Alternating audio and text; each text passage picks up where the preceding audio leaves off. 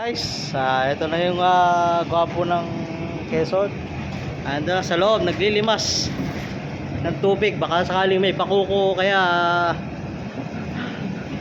tawag ito, milkfish, bangus. Yan o. Panoorin nyo guys. Yan ang panlaban namin kay Boging Batangas. Oh, yan. Yan guys. Ganito ang trabaho namin dito sa Dubai. Trabahong OFW. Kaya guys, relax lang. Relax lang tayo. Oh. Pag wala kaming production, ganito ang ginagawa namin. Relax, relax. Okay guys,